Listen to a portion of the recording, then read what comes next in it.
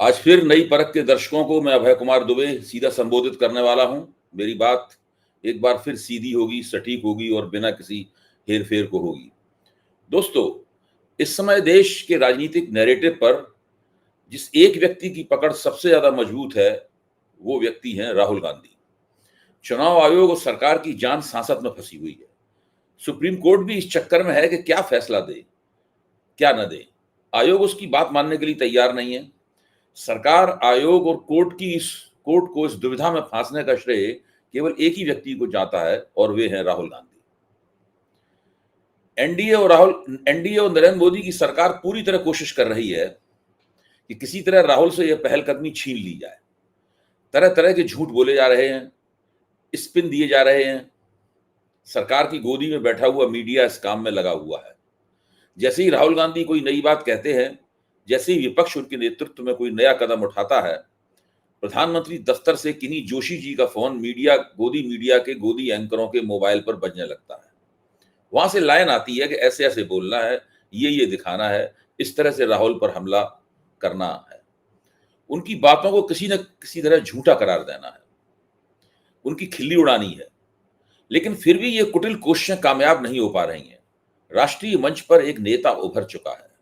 लोग केवल उसकी और केवल उसी की बात सुन रहे हैं। 7 सितंबर 2022 को इस नेता का उभार शुरू हुआ था और मुझे पक्का यकीन है कि 7 अगस्त 2025 को इंदिरा भवन में हुई ऐतिहासिक प्रेस कॉन्फ्रेंस में इस नेता ने अभी तक का अपना शिखर प्राप्त कर लिया है। आपको याद होगा 7 सितंबर 2022 जब राहुल गांधी ने भारत जोड़ो यात्रा शुरू की थी। भारत जोड़ो यात्रा से लेकर इंदिरा भवन में हुई प्रेस कॉन्फ्रेंस तक राहुल गांधी की शख्सियत में क्या क्या विकास हुए हैं और किस तरीके से वो भारत के सर्वप्रमुख नेता बन गए हैं, आज की इस बातचीत में हम लोग इस विषय पर विचार करेंगे। इस समय राहुल गांधी ऊंचाइयों पर हैं, अभी उन्हें और ऊंचाइयों पर जाना है। लेकिन हमें इस बात की भी समीक्षा करनी है कि पिछले 3 साल में राहुल ने अपने सामने मोदी और उनकी सरकार को क्यों और कैसे झुकाया और कैसे लोकतंत्र के सबसे बड़े रक्षक बनकर उभरे।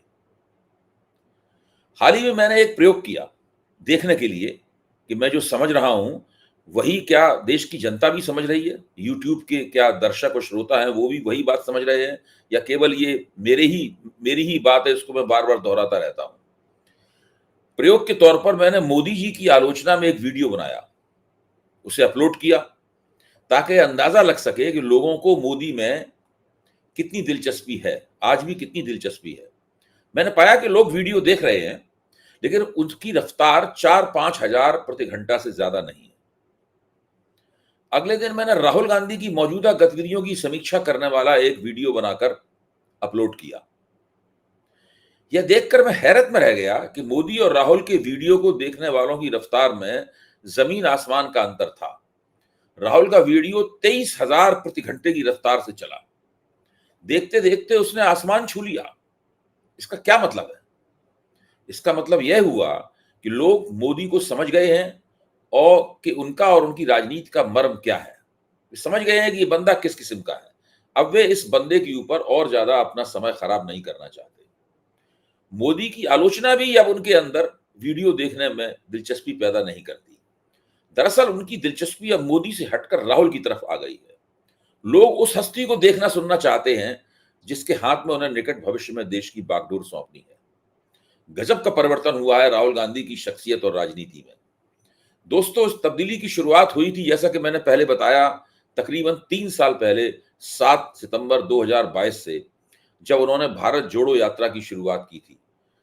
आपको याद होगा, लेकिन 3 साल गुजर चुके हैं, इसलिए याददाश्त को फिर से ताजा करना जरूरी है। यह यात्रा 4081 किलोमीटर तक चली, 150 दिन तक लगातार जारी रही। यह देश के 12 राज्यों और 2 केंद्र शासित राज्यों से गुजरी। इस अभूतपूर्व यात्रा में राहुल ने जबरदस्त जनसंपर्क किया। उन्होंने 12 जनसभाएं संबोधित की, 100 से ज्यादा नुक्कड़ सभाओं में भाषण दिए, 13 बार प्रेस कॉन्फ्रेंसें की, 275 बार उन्होंने चलते हुए और 100 बार बैठकर आम लोगों के साथ बातचीत की। चाहे धूप हो, बारिश हो, कड़कड़ाती ठंड हो, राहुल गांधी लगातार चलते रहे। उनके साथ पूरे देश का मानस भी चलने लगा। उनकी बेतरतीब बढ़ी हुई दाढ़ी और शांत मुस्कुराते चेहरे में लोग एक तपस्वी को देखने लगे, जो उनके ख्याल से देश की समस्याएं सुलझाने निकला था। भारत जोड़ो यात्रा ही एक ऐसा क्षण था जिसने राहुल गांधी को कांग्रेस के सर्वोच्च नेता से आगे बढ़ाकर राष्ट्रीय नेता की हैसियत पर बैठा दिया। वे एक मंच से पूरे राष्ट्र को संबोधित करने लगे। दोस्तों, मुझे याद आता है कि भारत जोड़ो यात्रा के दौरान शुरू में तो भाजपा ने उनकी खिल्ली उड़ाई, लेकिन फिर भाजपा के प्रवक्ता भी राहुल गांधी के बारे में बोलते हुए और भारत जोड़ो यात्रा पर टिप्पणी करने के लिए सावधानी बरतने लगे। यहां तक राष्ट्रीय स्वयंसेवक संघ की तरफ से भी ये कहा जाने लगा कि भाई, हम तो राहुल गांधी से संपर्क करना चाहते हैं, उनके साथ संवाद करना चाहते हैं, लेकिन वो ही हमारी उपेक्षा करते हैं। इससे पहले कभी इस तरह की बात नहीं कही गई थी। भारत जोड़ो यात्रा के बाद राहुल गांधी ने फिर पीछे मुड़कर नहीं देखा। इस यात्रा ने दो काम किए। पहला, कांग्रेस पार्टी को एक बार फिर लोगों की जो राजनीतिक कल्पनाशीलता है उसमें जीवित कर दिया। दूसरा, नरेंद्र मोदी की लोकप्रियता के मुकाबले तेजी से होड़ करने वाला एक नेता 10 साल में पहली बार मंच पर आ गया। वरना पहले तो लगता था कि मैदान में केवल नरेंद्र मोदी ही खेल रहे हैं, कोई दूसरी टीम उनके मुकाबले खेल ही नहीं रही है। लोकसभा का चुनाव हुआ, राहुल की सीटें दोगुनी हो गईं। उनके नेतृत्व में गैर भाजपा विपक्ष ने भी अच्छा प्रदर्शन किया। मोदी की सीटें घट गईं, मोदी 240 पर आ गए। एक सर्वे के मुताबिक राहुल ने उत्तर प्रदेश में मोदी की लोकप्रियता की रेटिंग को भी पीछे छोड़ दिया। लेकिन इस चुनावी लाभ से भी आगे बढ़कर राहुल ने इस दौरान एक नया नैतिक तेज प्राप्त कर लिया। उनकी बात सच और साहस का प्रतीक बन गई। उनके मुकाबले नरेंद्र मोदी की शख्सियत तिकड़म झूठ और सत्ता को किसी न किसी प्रकार बनाए रखने के साथ जुड़ती चली गई। मोदी का सितारा बुझता हुआ लगने लगा और राहुल का सितारा स्पष्ट रूप से उभरने लगा। दोस्तों, भारत जोड़ो यात्रा की अभूतपूर्व सफलता के बावजूद राहुल को अपमानित करने और सताने में सरकार ने कोई कसर नहीं छोड़ी।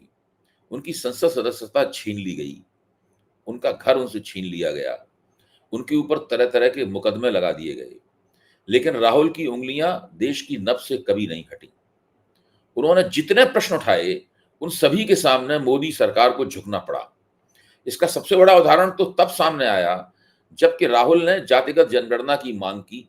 इसके जवाब में भाजपा ने उन्हें देश तोड़ने वाला करार दिया, लेकिन अंततः उसे जातिगत जनगणना की मांग माननी पड़ी। देखने की बात है कि राहुल की मांग पर देश में 30 के दशक के बाद पहली बार जातिगत जनगणना होगी। लेकिन राहुल की दलील बहुत बुनियादी किस्म की थी। उन्होंने कहा कि जातिगत जनगणना केवल आरक्षण के लिए ही जरूरी नहीं है। मेरा मकसद केवल जातिगत जनगणना से जो आंकड़े आएंगे उनके आधार पर आरक्षण का प्रतिशत बढ़ाने के लिए जद्दोजहद करना ही नहीं है, बल्कि मैं चाहता हूं कि निर्णय प्रक्रिया में कमजोर तबकों की भागीदारी सुनिश्चित की जाए। हर जगह जहां पर राष्ट्र निर्माण के फैसले होते हैं वहां पर कमजोर जातियों के नुमाइंदे हों, उनकी राय हो और उस राय के आधार पर फैसले हों। मेरे ख्याल से ये बात पहले कभी किसी नेता ने नहीं कही थी। अभी तक आरक्षण, नौकरियां या स्कूलों कॉलेजों में दाखिले का प्रतिशत होता था और उस प्रतिशत को भरने की कवायद चलती रहती थी, लेकिन निर्णय प्रक्रिया में, डिसीजन मेकिंग में इन जातियों की, इन बिरादरियों की, भारत के कमजोर और बहुसंख्यक लोगों की कोई भी आवाज कभी भी शामिल नहीं की गई। राहुल ने कहा कि संसद में चीन और पाकिस्तान मिलकर भारत के खिलाफ मोर्चाबंदी कर रहे हैं। यहां भी भाजपा ने उनका मजाक उड़ाने की कोशिश की, लेकिन देखिए हुआ क्या। ऑपरेशन सिंदूर के दौरान पाकिस्तान और चीन साथ साथ भारत से लड़ते नजर आए। राहुल की एक एक बात सच साबित हुई। इसके बाद उन्होंने ऑपरेशन सिंदूर पर संसद में मोदी के बखिए उधेड़ दिए। उनका फोकस इस बात पर रहा कि मोदी ने अपनी राजनीतिक छवि चमकाने के लिए सशस्त्र सेनाओं का बेजा इस्तेमाल किया है। राहुल के आधे घंटे के सटीक भाषण का नतीजा यह हुआ कि राष्ट्रीय मंच पर दो समानांतर नैरेटिव उभर आए, एक राहुल का नैरेटिव और दूसरा मोदी का नैरेटिव। मोदी ने कहा कि संसद का मानसून सत्र दरअसल विजयोत्सव की तरह देखा जाना चाहिए। राहुल के नैरेटिव ने कहा कि ऑपरेशन सिंदूर बैसरण घाटी में पाकिस्तान के जनरल मुनीर द्वारा भेजे गए आतंकवादियों द्वारा किए गए रक्तपात का बदला लेने के लिए नहीं किया गया था, वह तो मोदी जी की व्यक्तिगत छवि बनाए रखने के लिए रचा गया एक प्रपंच था। हिम्मत देखिए, आज तक किसी ने इस तरह की बात नहीं कही थी। जरा सोचिए, क्या पिछले 11 साल में मोदी जी की कभी इस तरह की आलोचना हुई है? एक साथ उन्होंने प्रधानमंत्री, रक्षा मंत्री और गृह मंत्री को छील कर रख दिया। अब सारा देश इस बात पर सोच रहा है कि मोदी का नैरेटिव स्वीकार करे या राहुल का। जब उड़ी स्ट्राइक हुई थी या जब बालाकोट स्ट्राइक हुई तो विपक्ष डर गया था। वह मोदी के नैरेटिव के मुकाबले एक समांतर नैरेटिव बनाने में नाकाम रहा। एक तरह से मोदी की बात देश ने मान ली थी कि उन्होंने घुसकर मारा, पर इस बार बाजी पलट गई। लोग उल्टा पूछने लगे हैं कि जब भारत जीत रहा था तो पीछे क्यों हटा? डोनाल्ड ट्रंप ने पहली बार संघर्ष विराम की घोषणा क्यों की? मोदी जी डोनाल्ड ट्रंप झूठा है ये बात संसद में क्यों नहीं कह रहे? राहुल ने आंकड़े देकर पूछा। 1 बजकर 5 मिनट पर ऑपरेशन शुरू हुआ, 22 मिनट चला और फिर उसे रोककर भारत ने पाकिस्तान को फोन कर दिया। यह बात रक्षा मंत्री ने अपने भाषण में कही थी। पूरे सदन में केवल राहुल गांधी थे जिन्होंने इस बात को पकड़ा। उस दिन सरकार राहुल के धोबी पाठ से संसद में चारों खाने चित नजर आई। इसके बाद राहुल ने सरकार पर वो प्रहार किया जिसकी गूंज 2029 के लोकसभा चुनाव तक चलने वाली है, और वह है आसमान में गूंज रहा नारा, वोट चोर गद्दी छोड़। उन्होंने नरेंद्र मोदी के प्रधानमंत्रित्व की वैधता पर ही सवालिया निशान लगा दिया है। इस समय सारे भारत के लोग सोच रहे हैं कि क्या वास्तव में नरेंद्र मोदी वोट चुराकर, सीटें चुराकर प्रधानमंत्री बने बैठे हैं? सारी दुनिया में पूछा जा रहा है कि क्या भारत की चुनाव प्रणाली कभी वोटों को फुलाकर और कभी उन्हें पिचकाकर भाजपा और मोदी की जीत का रास्ता साफ करती है? क्या भारत का चुनाव आयोग सत्ताधारी पार्टी का प्यादा है? क्या ऊपर से साफ सुथरे दिखने वाले चुनाव बेईमानी से लड़े और जीते जाते हैं? क्या वास्तव में भारतीय लोकतंत्र की स्थिति भी बांग्लादेश जैसी बन चुकी है? क्या यहां का लोकतंत्र पूरी तरीके से संदिग्ध हो गया है? दोस्तों, इस समय राहुल गांधी एक राष्ट्रव्यापी आंदोलन का नेतृत्व कर रहे हैं। आज आंदोलन का तीसरा दिन था। संसद से सड़क तक संघर्ष जारी है। विपक्ष आपसी मतभेद बुलाकर पूरी तरह से एकजुट हो चुका है। खुद सुप्रीम कोर्ट कह रहा है कि अगर कोई गैर कानूनी बात सामने आई तो सितंबर में बिहार की एसआईआर रद्द कर देगा। सरकार और चुनाव आयोग बुरी तरह से फंसे हुए हैं। राहुल ने कह दिया है कि पिक्चर अभी बाकी है दोस्त। मुझे इसमें कोई शक नहीं कि वह दिन दूर नहीं जब लोग नारा लगाएंगे, अब आई राहुल की बारी।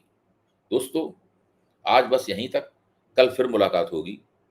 बहुत बहुत धन्यवाद कि आपने मेरी बातें सुनी।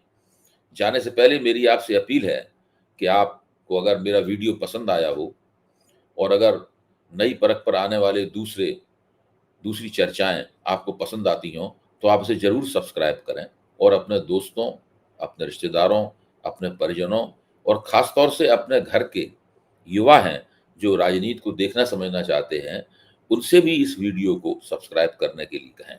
बहुत बहुत धन्यवाद।